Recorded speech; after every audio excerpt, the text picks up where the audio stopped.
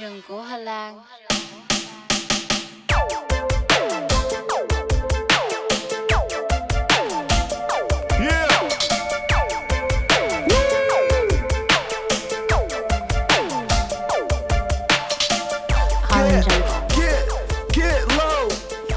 Spectator Sport. Hello, folks. It's your boy, Ronnie Lott, the sports jock. At this time, I usually come in with, I got talent in the building. But let me get the drop anyway, because I got talent of my own. I am the talent, Dennis.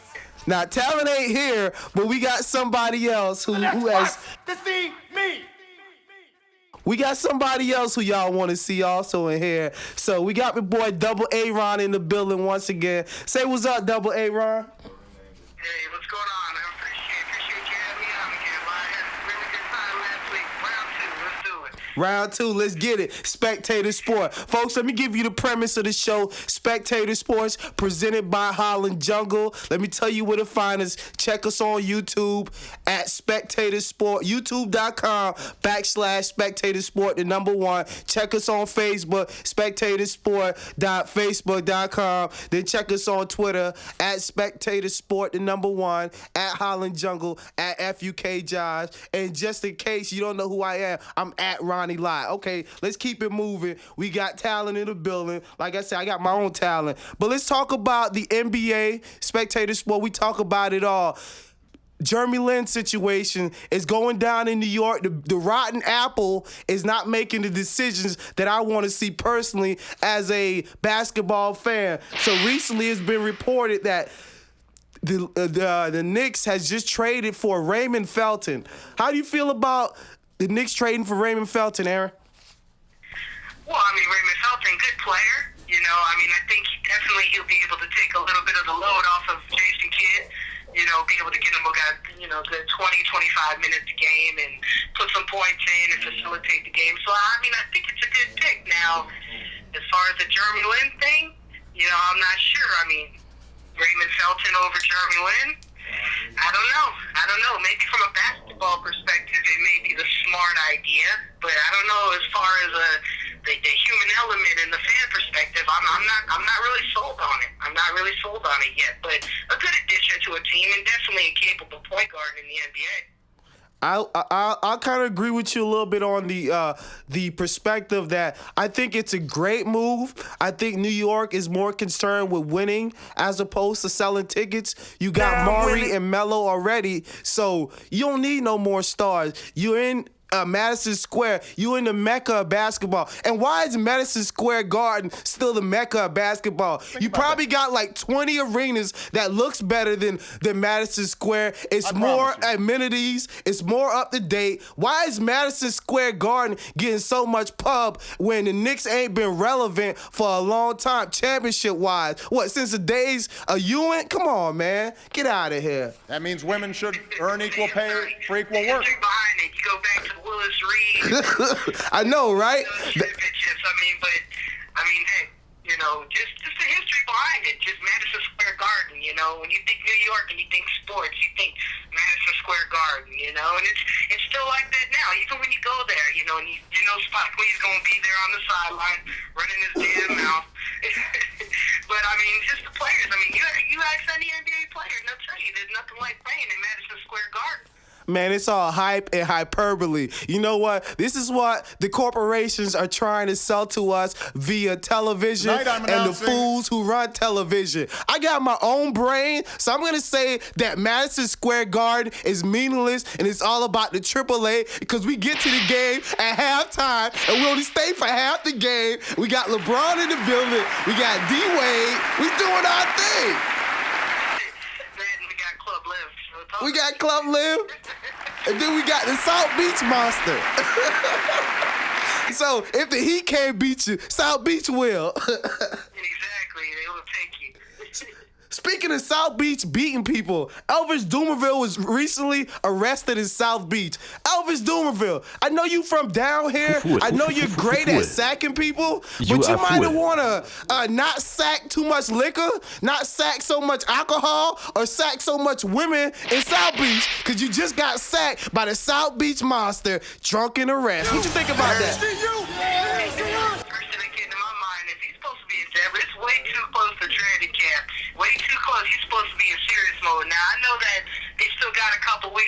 before they really got a report and everything. But I mean, these boys lost in the second round, got walked through by New England. You know, so I mean, I don't know. I mean, you come, like you said, you cut down the South Beach, something's gonna happen, whether it's good or bad. Something's gonna happen for you. You just need to tighten up. I'll say this, man. You got Peyton on your team. Now you got a legitimate chance. Now you on a real team. So you got to act like a real player. You know it's important. You're an intricate part of that team. You can't be in South Beach, man. Camp starts in 2 weeks. You supposed to be at the crib. You think Peyton on South Beach? Come on. Think about that. Peyton ain't on South Beach, man. Peyton at the crib in his book. Peyton coaching. He ain't even no game, and he's still coaching at home. But let's go ahead and continue on what we was talking about. Speaking of players getting arrested, Jason Kidd was recently arrested in New York, DUI. What's going on with these people, man? That caught me off guard a little bit. Now, I understand, you know, Jason Kidd just signed that big contract. You know, he's new to New York. I mean, what better way to start off your relationship with your new team than to get the New York media something to get on you about? You know, so definitely blowing it, you know. Shit. I mean, Jason Kidd signed that big contract. Have one of your boys drive you home. You know, ran into a pole. Come on, Jason Kidd, man. Have your Sean drive. Have your jump off drive you. Come on. Probably was on the phone with his wife at the time, got pissed at her right into the pole. Jamana Kidd was questioning him down, and they not even married anymore. She still calling him. Jason Kidd, who you with at this time? Make the man crash. I'm going on record to say publicly, I don't think it's Jason Kidd's fault, and I'm going to say allegedly it's Jamana Kidd's fault. But this is only alleged, folks. Don't hold it against me.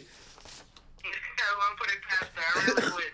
Let's go ahead and move on to the next story, folks. It's Spectator Sports, your boy Ronnie Lott, the Sports Jock. Once again, follow me on Twitter at Spectator Sport, the #1. I'm always giving y'all beautiful insights into my life, into the life of spectators. You know what spectators are? They're people who all you do is just talk about what you see. You know, I'm a spectator. I see it going. I see it happening. I seen that the Timberwolves and Portland continually fighting over Nicholas Bantam. That's his name, right? The 6'11" small forward who has a little head, kind of look like a kid. But, I mean, is it really worth the fight? To me personally, this story is driven by anger and hate that this Portland team is displaying because their ex-star who just retired, Brandon Roy, has recently signed with Minnesota. So what do you think about that? Oh, no, I agree with you. I think there's definitely things going on behind the scenes that people don't know about. I mean, first of all, I mean, is Nicholas Batum worth that much money? I mean, you're talking a maxed out deal for a guy who averages close to a double-double. You know, has had, you know, a year or two where he's been putting up consistent numbers. But, I mean, is he worth that much? And as far as the, you know, the Roy signing, you know, I mean, I thought he was done. I mean, I could have sworn that's why he retired. I could have sworn that's why Portland let him retire. I mean, I really think that if they felt like he had something left, they would have tried to sign him or tried to keep him there. Definitely. But like I said, I mean, I think it's things that go behind closed doors, or I think it's things that, you know, that are causing all these issues. You know, players going to this team and one team driving up the price on another guy and things like that. It's shady. It's real shady. Well, I mean, like I said, when you talk about money and big business, the word shady is an understatement. Like I said, white-collar crimes has infected this country. So I know it's out there because, you know, black-collar crimes is all you see on TV. But white-collar crimes is out there, and it's happening. And it's happening all around us. Let's go ahead and talk about another max deal. I mean, I guess it makes sense, but to me, the NBA probably has to be, next to baseball, probably has to be the next biggest throwawayer of money. I mean, you just be giving these dudes these contracts like $100 million for what? For what? Let me tell you about this fool. Brooke Lopez just got a max deal. Tell me why. Why did he get that max deal? Probably because they're not going to get Dwight Howard. Probably because they know that they may be out the running for him, so they want to lock up a big guy who has had injury problems his whole career, and even when he plays, isn't going to get you rebounds. So, yeah, great job. So let me ask you a question. So this is the question. I know coming into the league, you know, him and his twin brother, Brooke and Robin. Brooke was always the more celebrated player. Brooke has always been the guy. But, I mean, over the last year or two, I mean, I know Robin's game has started to progress where he's a real nasty defender and he's a great rebounder now. So how do you compare them two now at this point in their careers? Because, like I said before, Brooke Lopez was always the guy. Now it seems like Robin Lopez is starting to really create a great niche in his career in terms of what he does as a big man. What do you think about that? Well, you know, I think about when they were growing up. You know, I'm pretty sure Brooke was the one who could probably score good.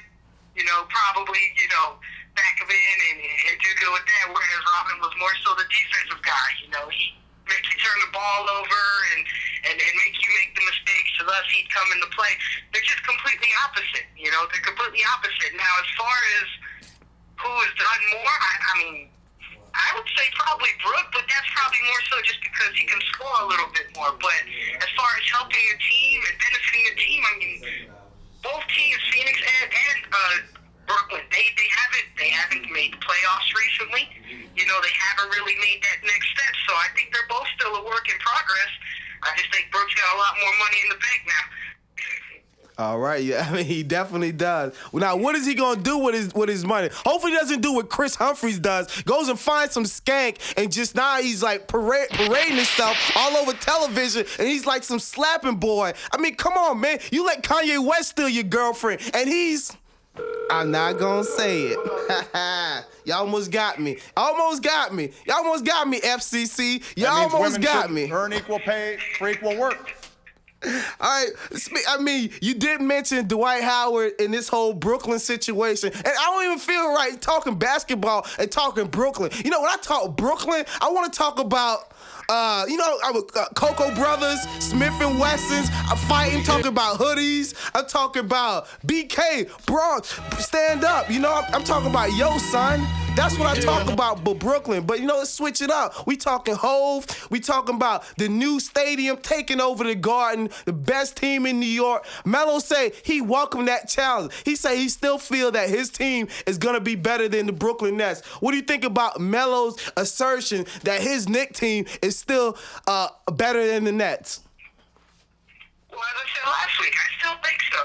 I mean, like I said last week, I think that, the Knicks have made the playoffs. The Knicks have actually proved that they can get to the next round. They proved that they can put together a team. I mean, with the Nets, with Brooklyn, they're going to have to gel. It's going to take time to put that team together. It's going to take time for them to come together, learn to play together as a team, and actually start winning some games.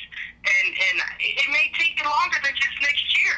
It may take longer. So Melo should be confident because they've actually shown that they can advance. They've shown that they can compete with the Miami Heat and with the Boston Celtics and with the Lakers and those teams. Even if they can't get it out at the end, they show that they can actually compete. Brooklyn can't compete with these guys. And if they can, we'll find out this year. But, just going off of what I've seen in the past, absolutely, I think Carmelo's right on that. I definitely think they still have a better team. They won't have a chance to prove them wrong until they play. I definitely agree with that. Like I said, I don't think Melo needs to be talking at all. Just this reason. You need to fix what's going on with his team. At first, you don't even worry about Brooklyn. You need to be worrying about the Knicks. You got a drunk Jason Kidd as your point guard. You got Maury as the black hole.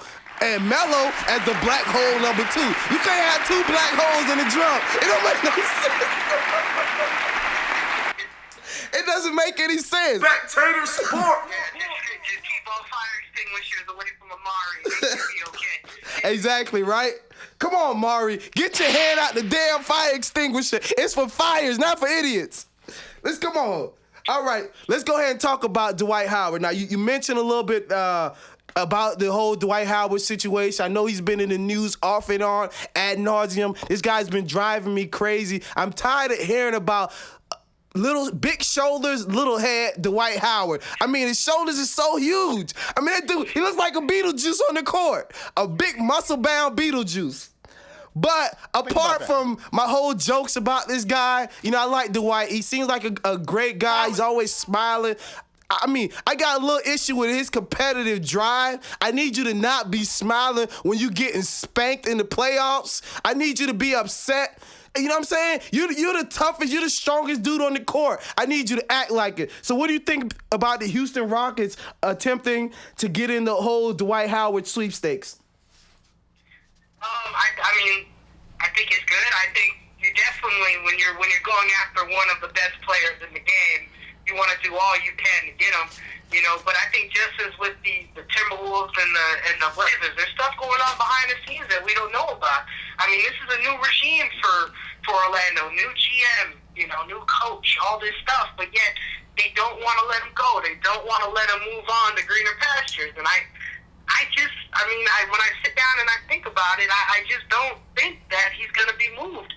You know, I don't think it's going to happen anytime soon. I mean, all these teams are coming in and then going out. The Nets offering, Orlando turning it down, the Nets saying we're done with him, we'll just sign injury-prone Brook Lopez to a big contract and we'll keep it moving. And same thing with Houston, cutting Louis Scola to try and, you know, make their maneuvers and get them. You know, I don't see it happening. I think this new team that Orlando has, I think they want to keep him. I don't think and also too, I don't think they're going to get anything or get enough, I should say, for him. I mean, the offer that the Nets put out there, you would think that would have been enough to do it with the 3 first-round pick, or 3 or 4, I don't know how many was it, like 3 or 4 first-round picks for him, including like a bunch of players. You would think that would be enough, but it's just not.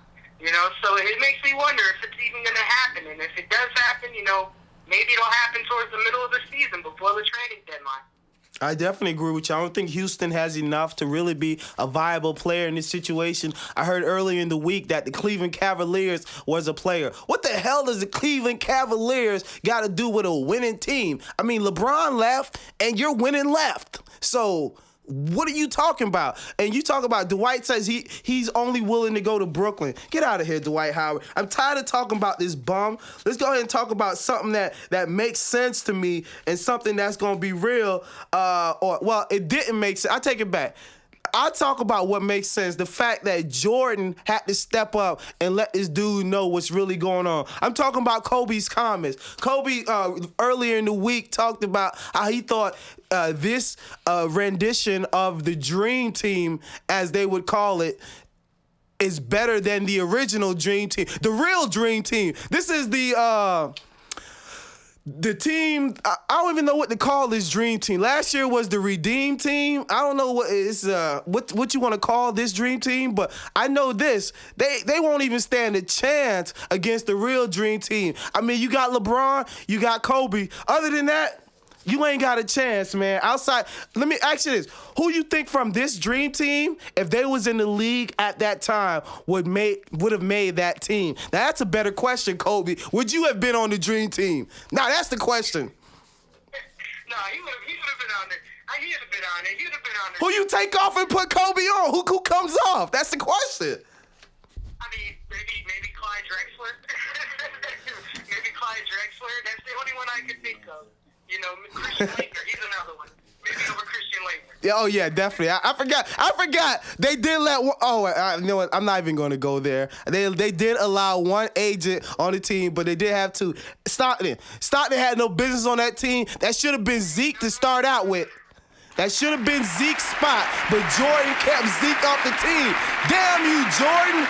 Don't be mad because Zeke kicked your ass for 3 years and was choking you out with all the thugs that he had on his team. Well, I mean, Chris Mullin, not to mention Chris Mullin. Well, Chris Mullin was, as far as defense goes and shooting, Chris Mullin was good. He definitely would have been on there. Now, going back to what you said, I know I may kick some flack for this, but I got to disagree about the John Stockton comment you made. By far, in my opinion, best point guard to ever play the game. As far as facilitating, very underrated as far as defense, the pick and roll. John Stockton, are you kidding me? Hey, better than Isaiah Thomas. Do you think this kid could guard? Do you think he can guard Russell Westbrook? I think Russell Westbrook. No defense. All-time steals. definitely would have been able to do it. He would have made Russell Westbrook make so many mistakes. He would have been kicking the ball into the stands and sitting on the bench. I'm going to have to disagree with that, folks, just because the whole athleticism thing, I think athleticism makes a difference. Now I'm winning. And that's why they winning. You know, John Stockton was never able to get over the hump. So I'm back. To start out with, I mean, he never did his thing when it mattered. Like I say, the players on this team that I think would have made the dream team if they were in the league at that time, obviously LeBron, Kobe. I would take Melo over Mullen. I would definitely take Chris Paul over John Stockton. That's just me. I think Chris Paul as athleticism, to me, Chris Paul can score when he wants. He has Stockton's passing ability and general floor knowledge. Plus, I mean, offensively, I just think he's incredible. Well, I mean, Chris Paul maybe, but as far as Carmelo, I don't think Carmelo would have made that team. I think he'd have been at the end of the bench. I think with Jordan and all those, and also too, what you were saying before about, I'm going back to Stockton. I'm doing it. As far as Stockton not being able to get over, there's a lot of players in the league who couldn't get over that hump because they played during the time of Michael Jordan. Michael Jordan kept a lot of people from reaching their optimal goals just because of what he was and what he brought to the game. But, I mean, Carmelo, I don't think he would have made that team. And if he did make the team, he would have been the Christian Laettner. He would have been the guy who got the 5 minutes a game. Because all he can do, all Carmelo can do is score. I mean, you can't say his defense is up there. You can't say he can distribute the ball good enough. Because, I could have sworn Carmelo never really passes the ball that much. So, I don't know. Chris Paul possibly because of the way he can facilitate the game and the way, he can carry the team as a point guard. But I don't know. Definitely not Melo. Okay, and I am remiss because I didn't mention KD. What do you think about KD? I think KD could have made that team. 6'11". I mean, are you kidding me? That dude's unbelievable. His length, his athleticism. I think he definitely would have made that team. And I'll tell you this, man. Just scoring wise, what can you do against KD? In any era, I think that guy would be successful because the way he plays the game, even though his game is of a finesse nature, because his length and his athleticism, it's only him that can stop himself. Either he's going to miss the shot or he's going to make it, but you can't stop him. Well, I don't know. With those picks they had with Patrick Ewing and David, I don't think that he would have seen the court. I don't think so. Maybe in his prime, maybe he could have been an end of the bench guy. But that's exactly why we're talking about this, or about how that dream team of '92 is so superior. Because all the guys we're naming now, with maybe different from Durant and LeBron James, these guys wouldn't have saw any PT during those Olympics. These guys would have been sitting on the end of the bench cheering and jumping when Jordan and Pippen and all those guys were just showing out and winning the gold medal. Hold on. So you're trying to tell me you think Scottie Pippen's better than LeBron? You think they would have played 6'7" Scottie Pippen over 6'9", 270, 3-time MVP, world champion, King James, the king of South Beach, the guy who cloned the phrase, I'm taking my talents to South Beach? Damn it, I've been in South Beach. My talent's been in South Beach. But LeBron coined the phrase. And you telling me you're taking Scottie Pippen over the LeBron? Come on. No. I don't know if I'd say I'd take Scottie Pippen over LeBron. I think I'd more so take Scottie Pippen over, Carmelo Anthony. Or I'd take Scottie Pippen over Kevin Garnett. Or I'd take Scottie Pippen over, 9 out of the 10 players that are on Team USA now. I just think defensive, this team now, the dream team now, no bigs. Defenses, who knows the defense that they're going to bring? These other countries, they've got some bigs. And it's going to be interesting to see when some of these teams go big on Team USA, and Team USA has to send out, 2 guards and 3 small forwards to play against them, especially since Blake Griffin got hurt. Definitely. Well, I'll say this, and I apologize for cutting you off. Speaking of Blake Griffin was recently tore his meniscus while trying to go up for a superhuman dunk in practice, and he did tear his meniscus in the same knee that he had surgery on previously, where he missed his whole initial rookie year, and then they gave him a second rookie year. So let's go ahead and. But I'll say this. I want to say a little bit about this team. Even when teams go big against this team, I think LeBron James is that X factor. He's showing you in the finals where he played a lot of the 4 position. With him and being 6'9", I think he's able to rebound well on the inside because of his size. So you tell me where their athleticism and with LeBron being able to play the 4, I think, and if you go KD and LeBron on the floor at the same time at the 3 and the 4, so even if you put KD at the 3, 6'11", so you got LeBron 6'9" at the 4, and you keep Tyson Chandler in the middle just to rebound and block shots, I think it's no way any team even pushes them. Like I said, they beat DR by like 70. I think they were playing against the Dominican prostitutes. I'm not sure, but the Dominican basketball team didn't show up because you should never lose by 70 to nobody. But let's go ahead and keep it moving. And I apologize to the Dominican prostitutes for my comments. I love y'all. I promise you. Hey, tighten up, man. I love everybody. I'm a loving man. And I don't agree with prostitution, by the way. Let's go ahead and keep it moving. This is spectator sports, not prostitution sport. Let's go ahead and keep it moving. Folks, it's your boy Ronnie Lott, the Sports Jock. Let me tell you where to find us before I continue on. Always talking a lot. I'm talking loud and crazy. I'm a fly. That's what we do. We just talk reckless, you know? So let me tell you where to find us. If y'all want to hear some more recklessness, check me on Twitter, at Spectator Sport, the number 1. Check me at Holland Jungle, at FUK Josh, at Ronnie Lott. And that's where you can find us at. So anytime you need me, you just let me know. Let's go ahead and go on to the next topic. Let's talk football. Let's talk a little bit about the $100 million man, the richest man in the NFL. Even though I don't think he should be that rich, I do think he should be paid, but not $100 million paid. Drew Brees, baby, what you think about it, Double A? He is worth absolutely every penny of that contract. Not just talking the Super Bowl win, but the winning formula that he's brought to that team. I mean, everyone forgets New Orleans, early 90s, early 2000s, you know, they were the doormats. They were the doormats of the NFC. You know, you remember when they had Iron Head and all the Craig Haywood and those boys couldn't put together a win. They always lose to San Fran and they couldn't compete with them. But now you bring along a quarterback with Drew Brees, and you bring him in, and he changes the entire franchise. He brings along a winning formula. He brings along the passion. He rejuvenates the city, who went through hell with the hurricane, with Hurricane Katrina and all that. He's worth every penny, not just because he fills the stadium, but because he wins. And of course, you know, it's an understatement to say, you know, well, he broke Dan Marino's passing record for most yards in a season, and all that. But I mean, it's definitely a good signing, you know, and he definitely deserves to be paid more than Peyton Manning does, and any other player in the Wow. team. Wow. Absolutely. Wow. Right now.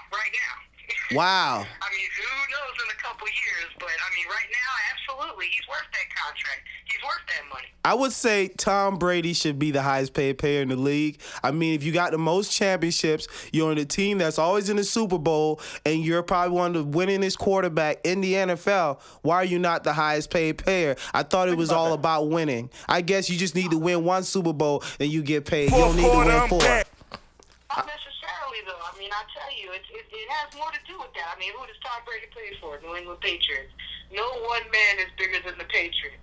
You can actually say that Drew Brees is bigger than New Orleans, because if they would have let him go, definitely, you would see that whole city change. You would see so much backlash for letting him go. Tom Brady, you know, he's part of that formula, that Bill Belichick formula, where he plugs someone in and they immediately succeed. So, I mean, of course, you know, the Super Bowl wins and everything does put Tom Brady up there, but as far as contract goes, I mean, to $2-3 million less, you know, I don't know. I go with Drew Brees on that one as far as the value of the contract that he signed. One thing I'll say is this. I do agree with you when you talk about impact on a city. Drew Brees, man, they here to see you. They're here to see you. They're here to see us. Here to see us. Let's be special. Let's be strong. Let's spell greatness from the top. 1, 2, 3, 4, 5, 6, 7, 8, 9, That's what it's all about, folks. It's all about winning. Like I said, I have no problem with Drew Brees getting that contract. I think that team would have been remiss if they didn't get this contract done. Like I said, with the whole coaching situation where you have no coach. Basically, with the interim coach has a 4-game suspension too. So you telling me no Joe Vitt, no Sean Payton, no Greg Williams. I mean, it's going to be a lot for that team to contend. I don't see the Saints making the playoffs this year. I still think their offense is going to be dangerous and deadly. When you got a guy running at the tight end looking like Jerry Rice at the tight end, I mean, straight out to you can't stop that combination. Then you got Sproles coming out the backfield. So, like I said, that team is a real dangerous team. And I also think with another year of that running back, Ingram, another year for Ingram, I think he's going to really start to solidify himself as a prime back there, but still having that offset in Sproles. So I definitely think that's a good team. But just with all that's going on there and not having a coach, and I think the direction of the team, anytime they're gonna get in a tough situation, when you don't have that structure, I think that's when you're gonna really see it, when things get tight, and then you're gonna see what the effects of not having a Sean Payton there. Because, like, I'll tell you this, Sean Payton with that coming out of the Super Bowl with the onside, that won that game for him, you know? So those are the coaching decisions where that's a coin flip. You know, that could have easily went the other way. And then you tell me you giving Payton the ball at the 30 and you just lost the Super Bowl over a dumb move. But you know, in hindsight, everybody's a Monday morning quarterback. But when you really look at it, those are the decisions that coaches are paid to make. And he made a great decision. Let's go ahead and talk a little bit about another signing of another great player. I mean, he's a pretty good player. I'm not going to call him great because I don't just like to throw out that word greatness out there because, you know, not everybody is great. Everybody thinks they're great, but not everyone is great. But let's talk about a pretty good safety. Trayvon Branch was re-signed by the Raiders, on a 4-year deal. How do you feel about the Raiders re-signing Branch? Branch. Well, I mean, I guess it's okay. I mean, he's one of the better safeties in the league, and they need to hang on to one of the strengths, I'd say the main strength of the Oakland Raiders has always been their defense, and he's a big part of that, you know. So it's definitely important to keep those top tier safeties and DBs. So I mean, I think it's a good move, but you know, I'm more so interested in what they have going on the offense, because I mean, yeah, the Branch signing's a good signing for their defense, but it's all going to come down to their offense this year. I definitely agree with you. Like I said, with that Raider offense, like I said, it's gonna be controlled by Carson Palmer. Palmer will be at the helm. I'm not a big Carson Palmer fan, as you know. I always expect Carson to blow it because that's what I think he's going to do. He's going to blow it. So, but Carson's going to blow it. But I will say this. I do think he has a pretty good receiving core. Jacoby Ford, Hayward Bay is starting to step up. And they had another guy, I forgot his name, but I think he's going to actually be Denarius Moore, I think, is going to be the best out of the three. So I definitely think, and to be honest with you, I still like Louis Murphy. So I still think that team brings a lot to it. When you tell me you got a monster like Darren McFadden, as long as he can stay healthy, you got that guy running downhill, you got to bring 8 in the box. And then when you bring 8 in the box, if Hayward Bay, come on, man, you got world-class speed. You finally learned to run a route last year. You was acting like Chad Ocho in New England. You act like you couldn't pick up the damn offense. You don't even know what a damn option route is. You got an option. Pick one. I mean, it's ridiculous to even hear the whole crap coming out of Patriots camp that the reason why Ocho wasn't involved in that offense is he couldn't pick up the offense. I mean, are you kidding me? That's why they lost. I mean, talent is talked about in the past. We spoke about on the team on this show, and there's really no reason for me to go back there, but just to hear me say it, I mean, it sounds weird. You get paid millions of dollars to learn how to play a game, and you telling me you couldn't even learn some words on a paper? You couldn't learn? Get out of here, man. Get out of here. And then he wants the big contract, but the guy I promise you. plays, can't do anything on the fly. Just run this route, and then that's it. I find that hard to believe. Anything else. This dude's bilingual. He speaks Spanish. I mean, he wouldn't have a name like Ocho Cinco if he didn't speak Spanish. So I'm sure if a guy could learn a whole nother language, I'm sure he could learn an NFL playbook. It's not that complex. I don't know, man, because if he knew how to speak Spanish, he'd know that 85 is not Ocho Cinco.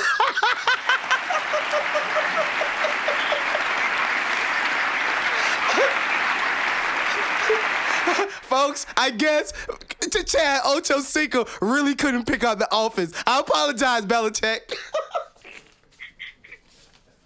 All right, I apologize, folks. Spectators, that's what we do, man. We have fun out here, man. Ocho, you in my city, man. It's nothing but love. 85, we see you. You know, we subscribe to everything 85 do. 85 is going to hold down the Dolphins. I'm going to 3 games just because 85 this year. I'm going to 3 games. I done called it.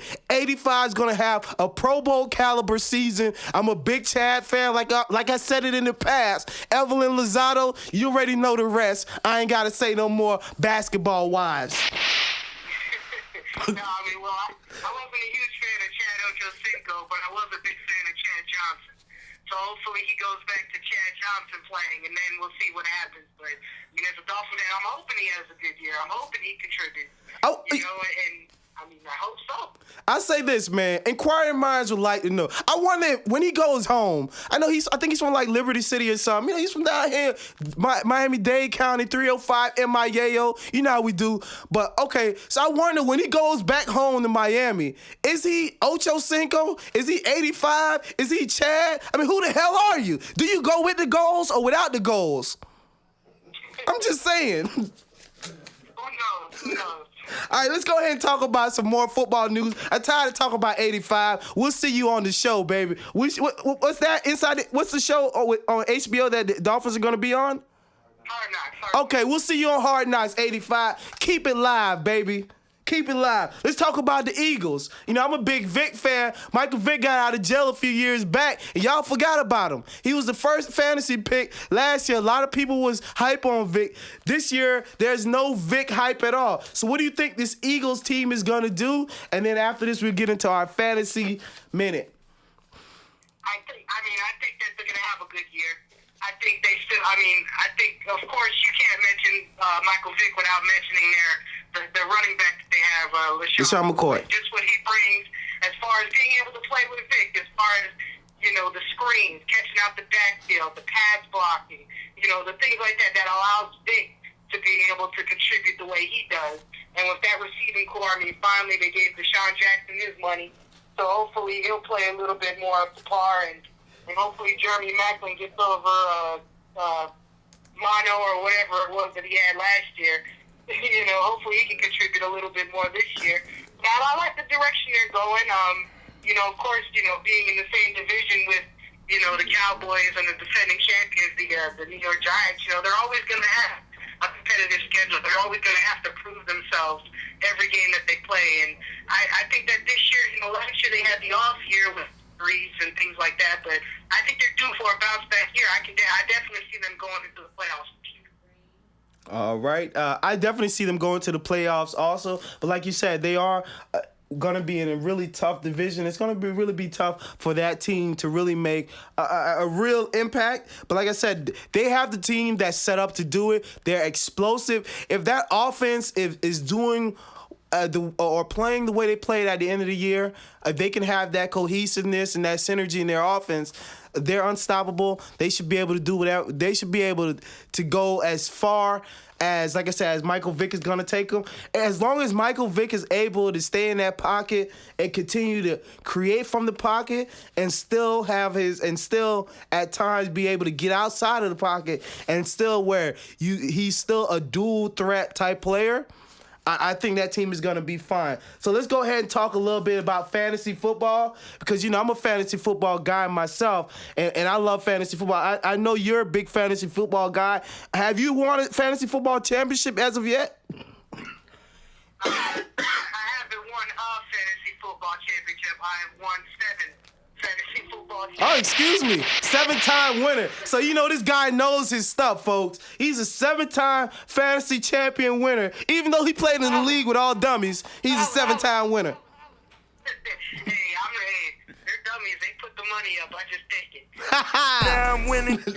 That's what it's all about, taking money. Now, folks, I'm winning. instead of taking your money, we're going to give back to the community of fantasy football losers out there who don't know how to draft. We're going to teach you how to draft, folks. You know what? People sometimes they go out there, they choose who they like, they just choose who sounds like the big name, or you know what most people do? Most guys out there, they go and get them a book the day before the draft, a week before the draft. And I know you got some degenerates that they get a book by the time the summer starts. The season ain't even over yet, and they got a book. You don't even know what's gonna happen in free agency. You got a book setting up your draft. No, you need to take a step back and go back and spend some time with your girl. But But for the losers who only take a week and just grab a book and just picking out of a book, we're gonna give you a theory. We're gonna give you theories behind picking and why you should pick a particular player and how you pick depending on your particular league. Now, me personally, I'm in a 12-man league this year. We're going to have a spectator sport league, which Aaron probably is going to be in. We have a spectator sport league, so that's going to be a 10-man league. Now, depending on your league, changes your strategy a bit and your selection, obviously. Now, Aaron, you want to give us a little bit of insight? What I'll do is we'll go ahead and you talk to me a little bit about your thoughts always going into a draft. You can talk about positioning. It doesn't have to be the position that you currently have. It can be any position. And you just talked a little bit about what you think of going in at this particular position. Well, I'll talk to you about it because, I have a big theory that, no matter what happens, you can give someone all the information in the world. You can give them the stats. It all changes on draft day when you start seeing how certain people are picking or you're seeing how, certain trends and things like that. But, I'll divulge a little bit. 12-man league, I currently have the 10th pick.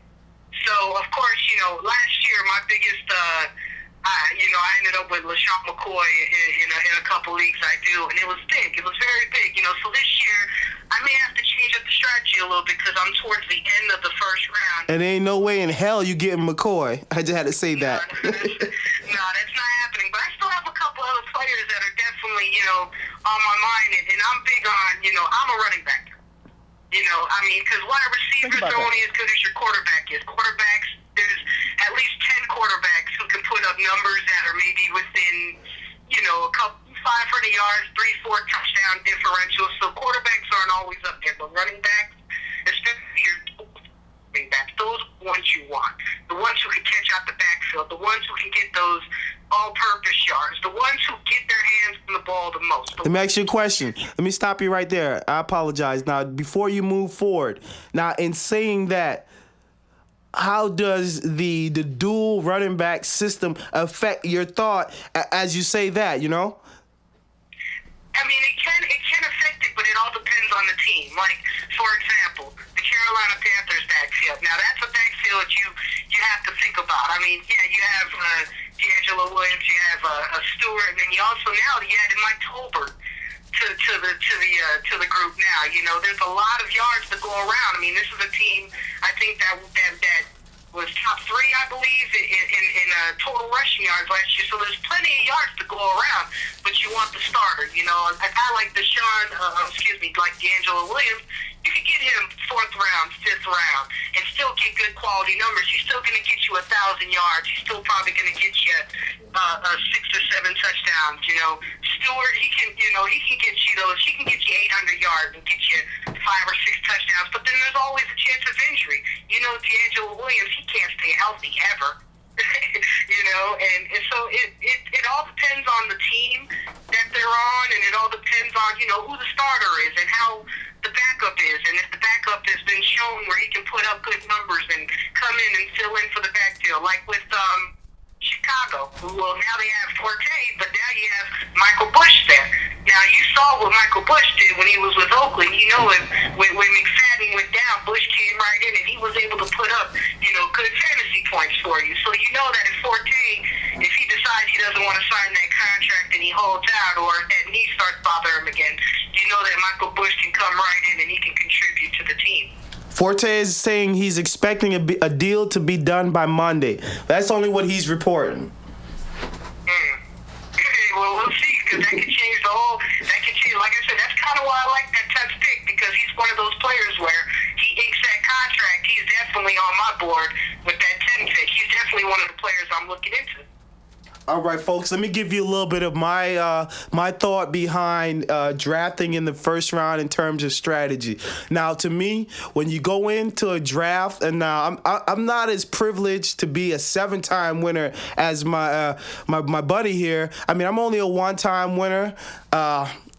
I always place. I'm always there. I think my theory is always good. Sometimes, with fantasy, it's a crapshoot because some guys, injuries and things like that. But let's move forward. Like I say, going into a draft, okay, let's say you have obviously certain draft positions you're kind of locked in to the pick. If you have the number 1 overall pick, if you don't get Arian Foster, you're a loser and an idiot. So just donate your money to the guys and you just cancel your subscription right there if that's what you're going to do. If you have the second pick, you got to go with it. Like I said, top 3 picks are running backs. You might could sneak in a quarterback at the 3rd pick.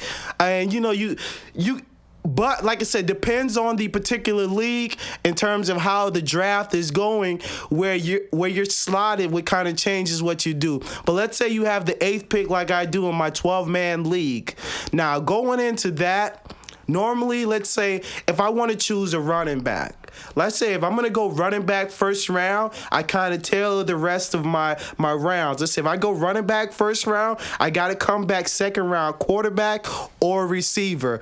Just being me, that's how I like to do it. But now, if I go quarterback, let's say I go quarterback second round, I might come back third round and go running back again if I want to go heavy at a running back. Just depends on how the draft is being played out. But like I said, now if you have a draft where guys are drafting heavy and fast on like I said, on quarterbacks, if you have a league where 6 quarterbacks go in the first round, so then you might want to adjust your strategy a bit. If 6 quarterbacks going to go in the first round, well, you better hurry up and get the running backs while everybody else is still in the quarterbacks, because you could always get another quarterback down, but you can get a higher rated guy at another position. So just some things to think about. Me personally this year, I'm not too excited about the receiver position as I would be in previous drafts, and a lot of it goes a lot to what he spoke of with quarterbacks playing such a big role in it. But I will say this, the NFL overall is changing to a passing league, and rules are set up where the passing game is really going to explode. Where I think the biggest difference makers this year as opposed to previous years, I don't think that the tight end position has been as dominant as it is currently in the NFL. So I think the influx of dominant tight ends in the game is going to change the whole scope of the way fantasy football is viewed. Because whereas when you would look at a tight end in the 3rd round, I'll tell you this, Jimmy Graham, that dude was giving you 1st and 2nd round numbers. I mean, if you really want to be realistic about it, if you're going to give me 1,300 yards and double-digit touchdowns, that's a number 1 receiver, 1st round. If Andre gave you that last year, being like the 5th overall pick, you would have been excited, correct? Yeah, I can understand where you're coming from, but also, too, this is a tight end. I mean, with me, I tend to think, yes, because of the numbers last year with Gronkowski putting up the numbers he did, and with Jimmy Graham, as you said, representing the U and putting up the numbers he did, it definitely pushes them. I mean, I've done a few mock drafts now where you're seeing these tight ends taken in the 2nd round. You're seeing them taken at the end of the 2nd round. You never seen that before. That was never.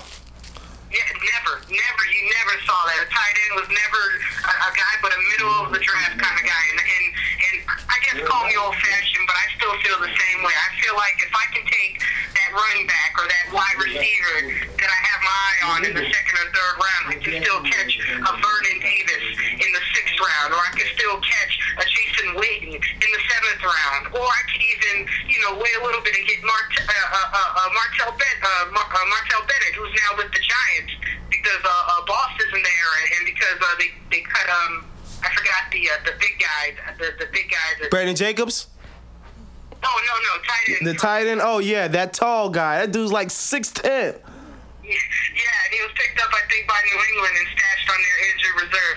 I mean, you could get Bennett now in the 10th round or the 11th round. So there's still, just like with quarterbacks, there may be a run in the first round on the quarterbacks.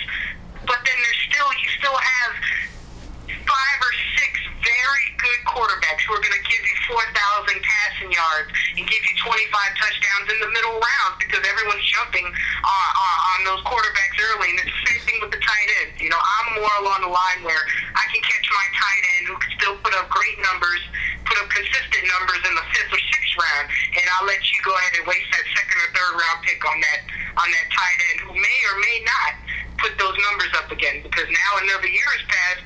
It may be hard for Jimmy Graham to put up those numbers again. Bro, Gronk is locked in.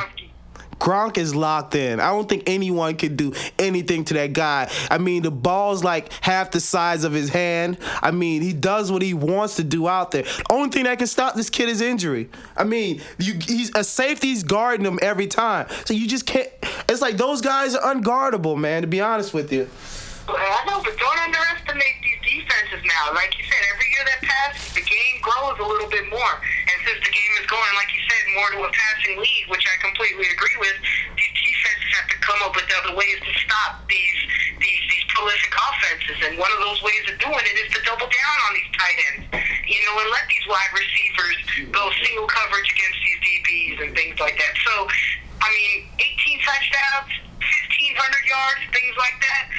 I don't know if we're going to see that again. I don't know if we're going to see it. I think these defenses are going to be smart. They're going to start taking these guys out of the equation. Go ahead, Aaron. We're listening. I'm sorry? No, you can continue. I apologize. Continue. Oh, no. I was just saying how I think the defenses, as time progresses, the defenses are getting smarter. Not to go into the real football part of it, but in real football, these teams know that Rob Gronkowski's on the field. They know this is the guy. If he's going to beat us, we want to take him out of the game. And we would rather have someone else beat us than have Rob Gronkowski catch 10 catches for 150 yards and 3 touchdowns.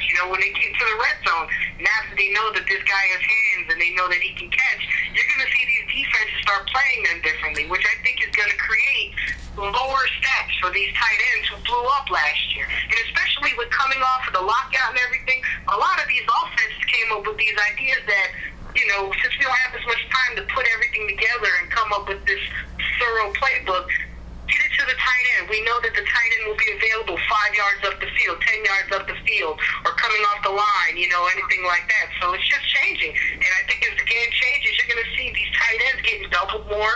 You're going to see these tight ends having, corners, nickelbacks, things like that, even though they may not necessarily size-wise be able to keep up with them. You're going to see them put a body on them, and you're going to see those numbers drop. So that's why I'm not really big on the whole second-round tight end deal. I'm not sold on it yet. All right, that's our Fantasy Minute with Double A-Ron. It's your boy Ronnie Lott, the Sports Guy. A-Ron, thanks for being in the building with us. Thanks for being on Spectator Sport. We'll see you next week. Hey, Lotto, thanks again, man. Really appreciate it. All right, have a good one.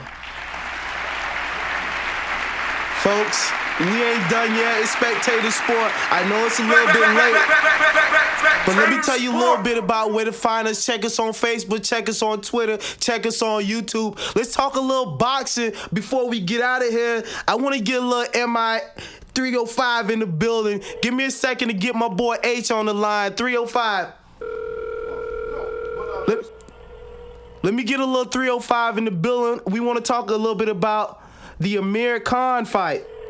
As you know, Amir Khan last night had a fairly big fight It's Spectator Sports, your boy Ronnie Lott, the sport job. Well, forget that. We out of here. But let me tell you before I let you go what you can expect this week. Look out for that new Muscle Beats mixtape. Check that on DatPiff, iTunes. Go cop that. Flex with Me. Muscle Beats present Flex with Me Volume 1. Look out for that new project by the kid Nando Chang 89. He just dropped his new video, Despido. It's blowing up the internet. It's crazy. The kid from Chiclayo, Peru. The Peruvian monster. The kid Nando Chang is doing his thing. Check out the kid at Wicked Valley. I'm expecting a lot of big things from him. And as you know, everything revolves at Holland Jungle. So you know big things coming that way. We got Jessica Vox in the building.